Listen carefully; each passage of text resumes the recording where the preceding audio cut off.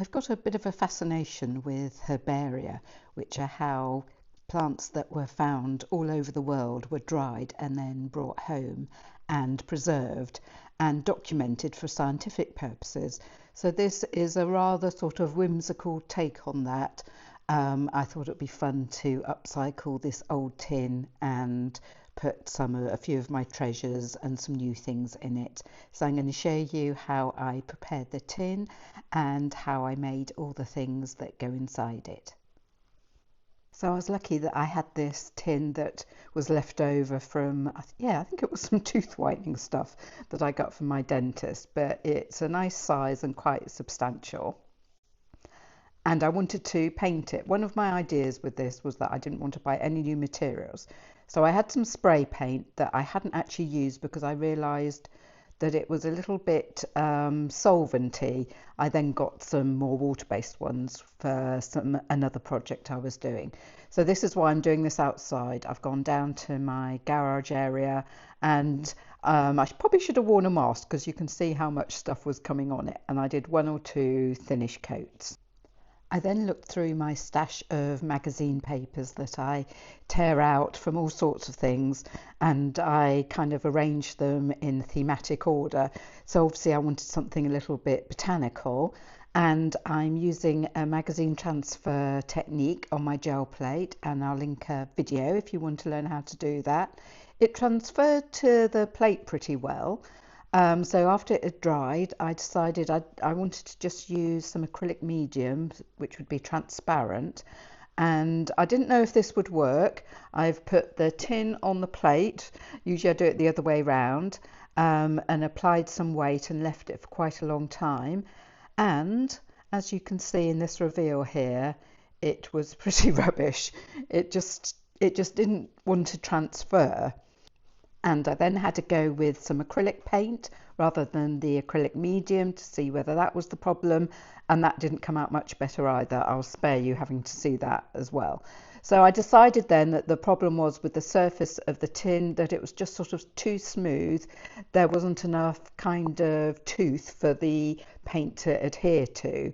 So because of that, I decided to put a couple of coats of gesso in it, which is what is used to prime canvases. So it's a nice sort of gives a nice sort of porous surface that other things will then stick to pretty well. So I did a thin coat, left it to dry, it's very quick, and then just went over with a bit of sandpaper, because it's a kind of happy medium. You don't want it too smooth. You want a bit of roughness, but you don't want sort of bits sticking up.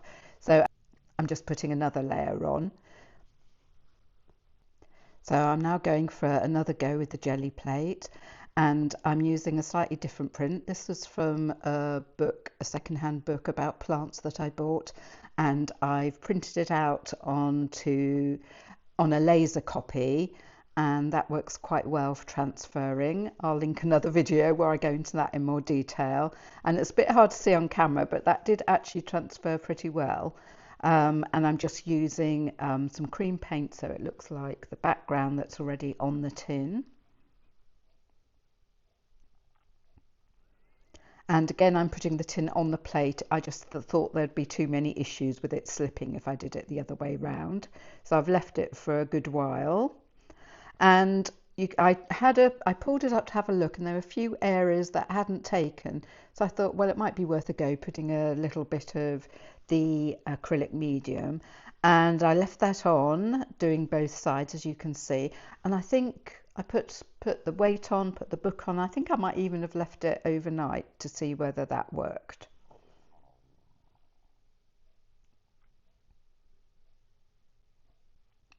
And this was the result. I forgot to film the reveal, and I was pretty pleased with that. Although those areas that had left gaps still hadn't gone over onto the tin, I didn't really mind because this is just a background. I'm going to put more interesting things on the top, and I thought I'd try and make it look a bit more kind of aged and worn.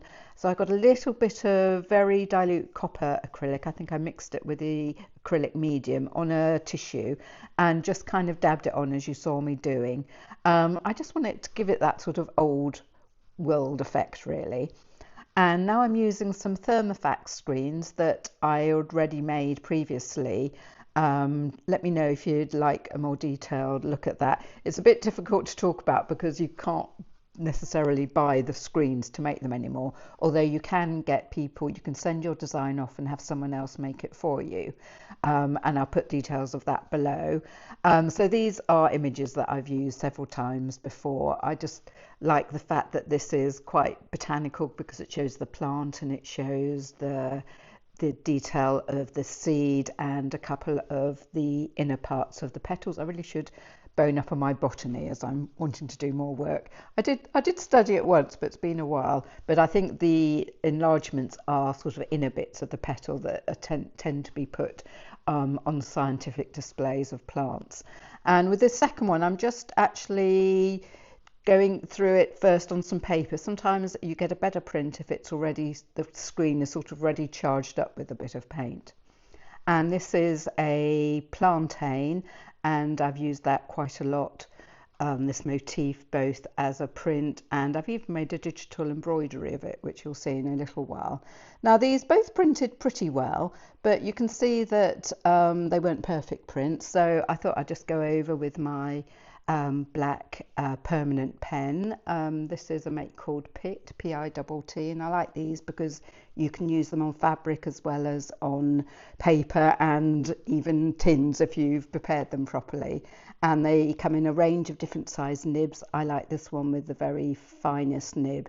It's great for filling in detail. And actually this is always one of my favourite jobs. I love sort of doing touching up. When I was decorating my ox and some of the prints hadn't worked out too well, I really enjoyed that part of it because it's, you just can take your time and it's a sort of quite a meditative process. Sorry about that strange bit of my hair that's hanging down. It looks very odd from above. So yeah, so you'll just see me filling in some of these details. Also in my collection of papers, some of which I've had for many years, these ones included, I had these rather nice black and white drawings of plant parts. I had some leaves and things, but I like these because this was showing sort of the seed heads and the more sort of botanical parts. So I just cut them out and pasted them on.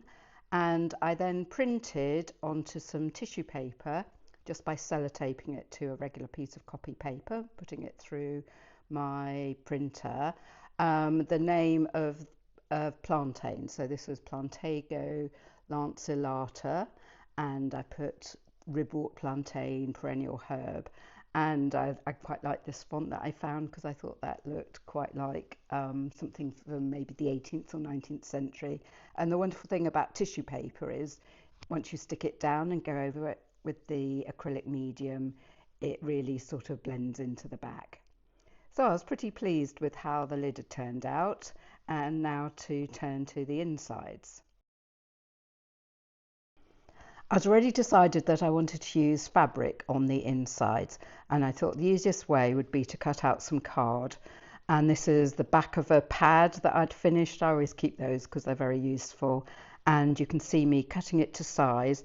I also thought I'd put a bit of felt on it to give it a more padded effect because I thought it would look a bit more kind of just give it a bit more richness and depth by doing that. So I'm just checking everything for size, and then I had to choose through my many samples of fabric to find something to fit.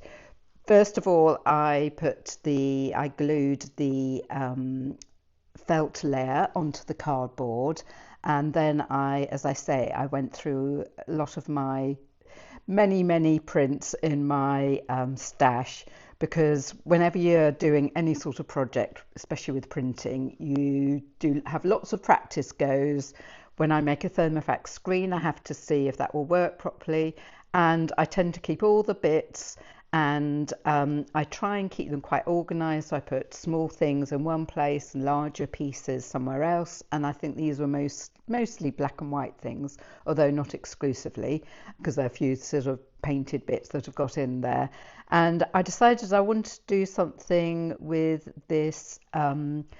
This is one of my oldest screens. It was one that I bought before I had my own copier myself.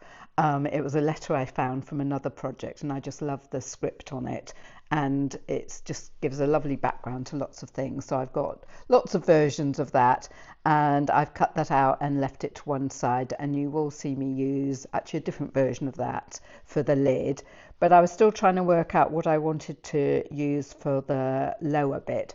Thing was, I wanted something that had interest and decoration that fitted my theme of this sort of 18th century botanical plant hunting theme and collecting and sort of keeping things in boxes.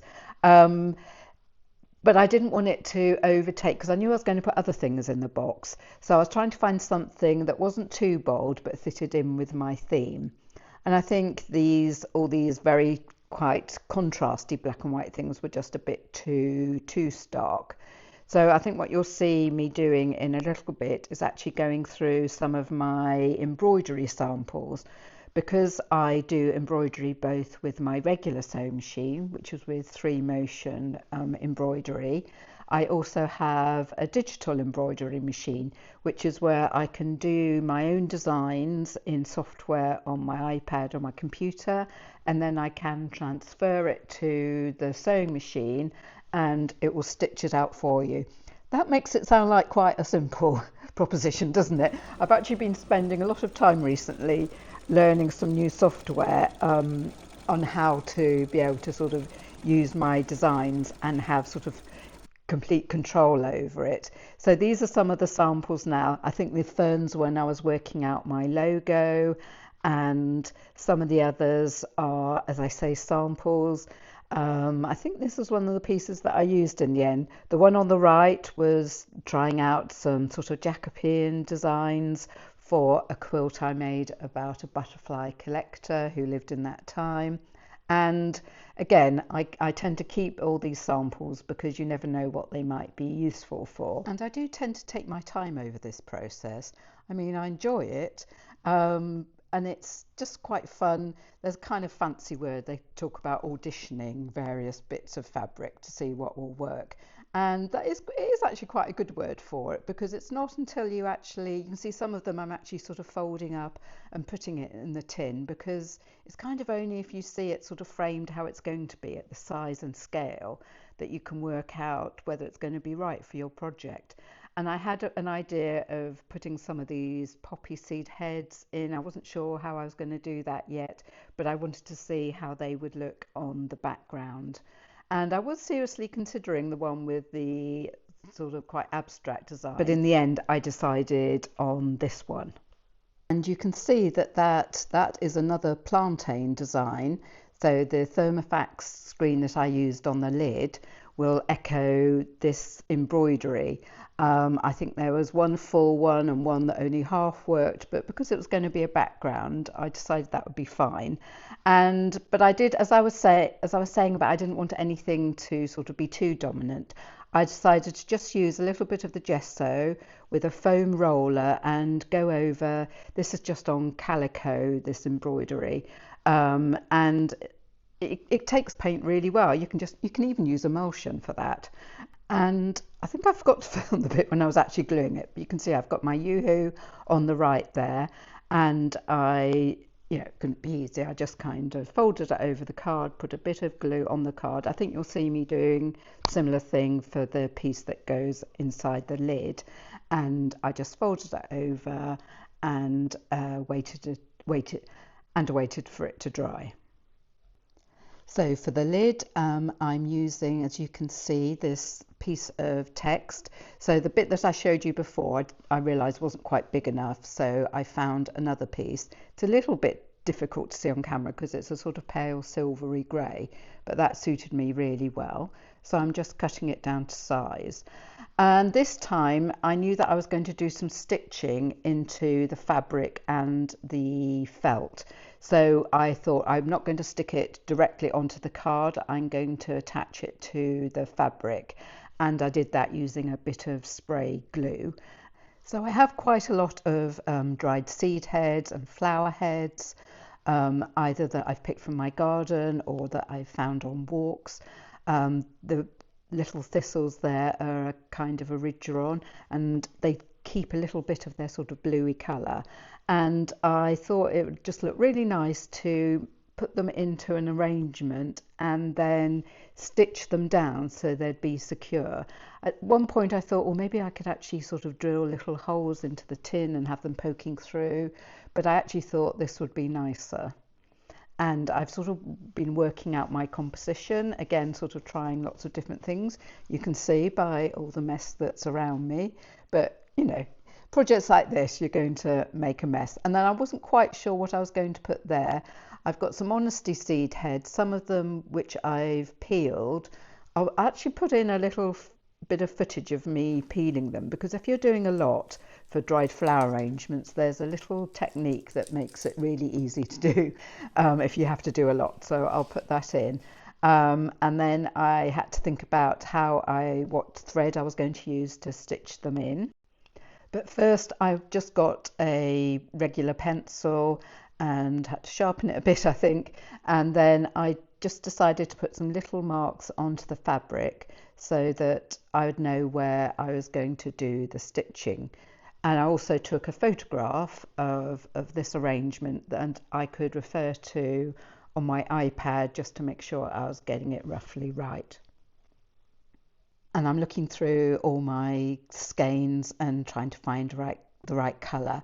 I think these are a type of mercerized cotton which gives it a nice sort of sheen, but it's pretty fine when you unwind it, and I've got them in these nice sort of natural colours, so I decided that would work really well. I hope you can see this okay. When the sun comes out at this time of year, I mean, we haven't had a lot of that recently, so it's nice to have it, but it does shine through my studio window and can sort of make quite funny sort of light areas and dark areas, but I think you'll be able to see this okay. So it couldn't be simpler stitching. If you wanted to do something yourself, I'm just using the thread, knotting it at one end, pulling it through, and then just doing a few loops, and then doing a couple of locking stitches on the back, and then just moving on to the next one. If you don't sew at all, but you wanted to do something like this, you could use little wires that you poked through the fabric and just sort of twisted, or I did think about using some sort of foam that you could pierce holes in, and then you could put the stalks through. There's several different ways that I think that you could attach things like this. I mean, you could glue them down if you wanted to. I liked the idea of stitch because I do quite a lot of stitch, and I thought that fitted in better with the aesthetic I was going for.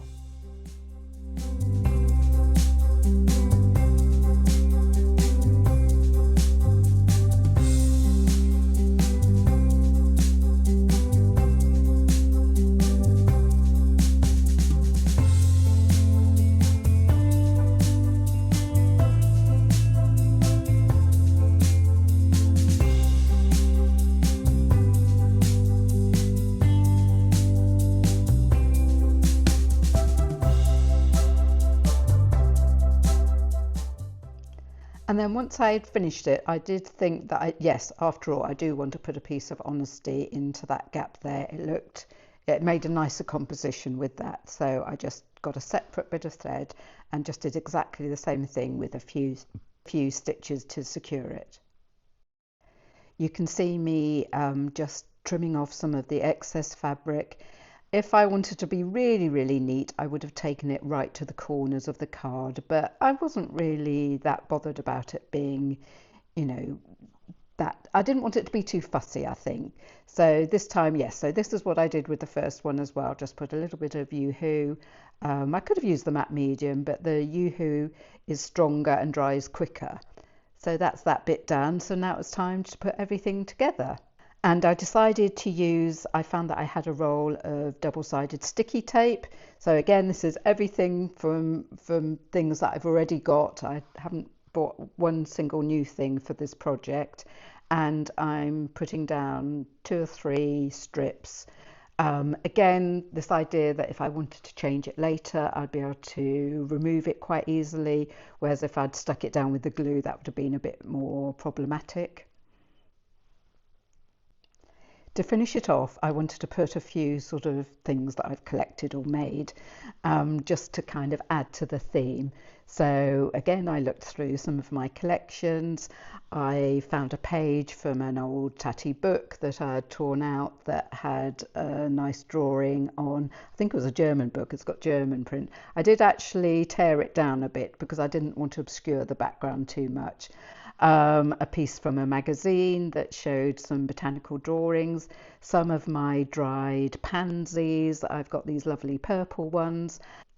I used a beautiful phlox flower head that I'd dried last year, and even a little seed packet that I'd made to give some seeds to somebody. So they're all my sort of botanical treasures in my box. I had such fun making this project. I'm going to do something similar again, and it just shows what you can do with just an old tin and some leftover pieces from other things and a bit of imagination and some time, and you can produce something that I think is quite successful as a project. And I hope that you'll do something similar, and I'd love to hear from you if you do. Thanks so much for watching, and see you again soon.